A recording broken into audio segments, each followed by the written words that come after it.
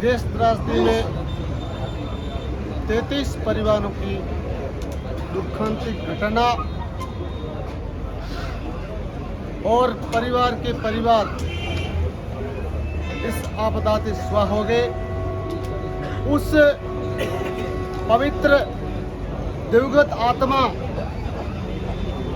जो इस धरती पर रहते तो अपने देश के लिए कभी कामयाब होते, ऐसे महान आत्माओं को मैं इस भारत देश की तरफ से, हिंदू समाज की तरफ से, 36 कौम की तरफ से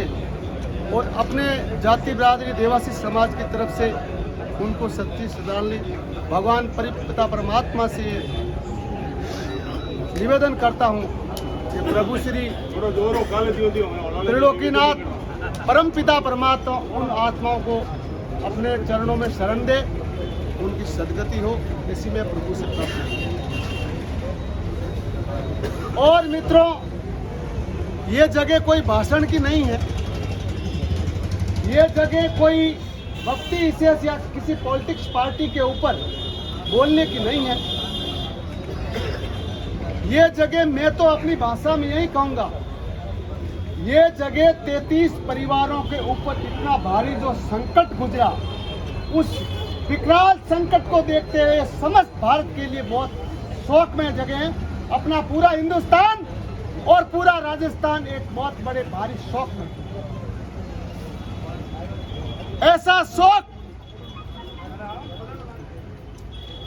राजस्थान के लोगों के अंदर तो ऐसा शोक है ही। राजस्थान की 36 कौम के अंदर ऐसी एक शोक की लहर उन परिवारों के प्रति है ही। और 36 कौम के लोग अपना सारा कारोबार, धंधा, व्यवसाय छोड़ करके ऐसे शोक में डूबे हैं कि हे परमात्मा, अपने भारत देश के अंदर और राजस्थान में भविष्य में ऐसी घटना किसी मानव जाति या किसी प्राणी के साथ ना हो। राजस्थान का और हिंदुस्तान का आदमी ये आज भगवान से प्रार्थना करता है कि मानव समाज के साथ नहीं, ऐसी घटना किसी प्राणी मात्र के साथ ना हो। परंतु मैं इस राजस्थान की मूंगी बहरी सरकार और ऐसी घटिया सरकार, ऐसी नीच प्रवृत्ति की सरकार, जिनको बार बार मैं राष्ट्रवादी तौर पर धिक्कार कहता हूं, उनको शर्म आनी चाहिए। उनकी ऐसी राक्षस प्रवृत्ति, जो इंसान अपने गांव से, ढाणी से उठ करके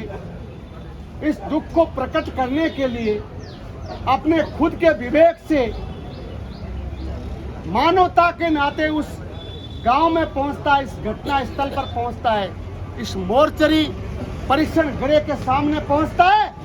और राजस्थान की राक्षसी सरकार अभी तक कोई उन दुखी परिवारों के पक्ष में कोई निर्णय नहीं लेती है। इससे घटिया सरकार राजस्थान में कोई हो ही नहीं सकती।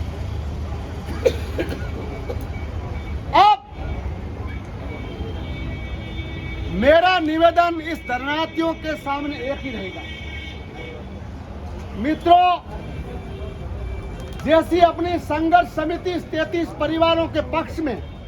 इनको न्याय मिले, उनके पक्ष में आगे की रणनीति बनाती है, उनके उद्देश्य के अनुसार उस लक्ष्य को लेकर के हमारे को धरने और आंदोलन के साथ चलना। परंतु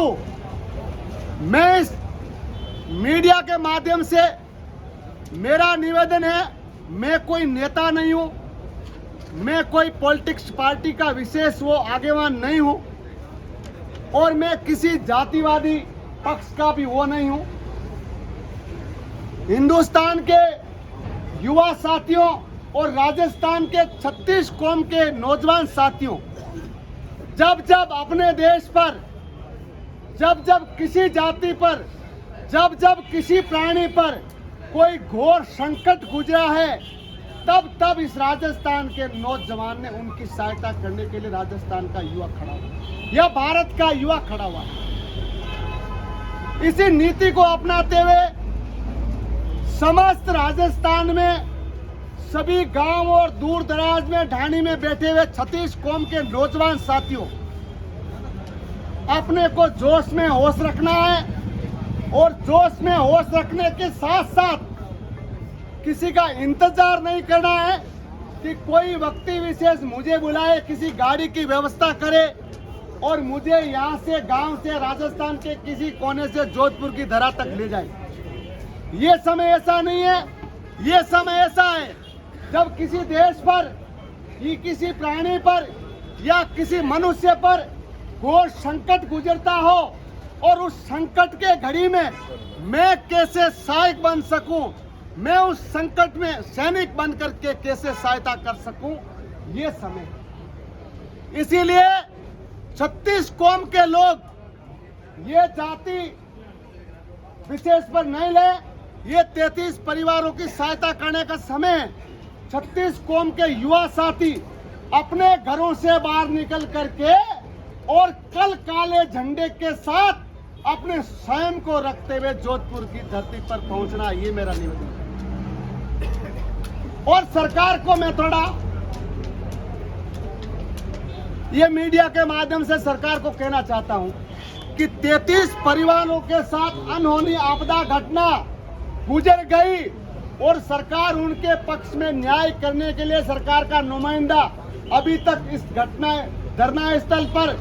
नहीं पहुंचा है। तो मैं एक एग्जांपल देता हूं, उदाहरण तौर पर किसी समय पूरे राजस्थान में नहीं पूरे भारत में देखा और हमने भी देखा, कोई एक प्रशासनिक पुलिस का अधिकारी किसी गांव के अंदर चोर लुटेरे एक किसी महिला के पैर काट करके उस घर में से सारे जवाहरात लेकर के अत्याचार करके वो चोर गिरोह चला जाता है और वो गांव के लोग किसी अच्छे व्यक्ति को कहते, भाई साहब आप जागरूक आदमी हो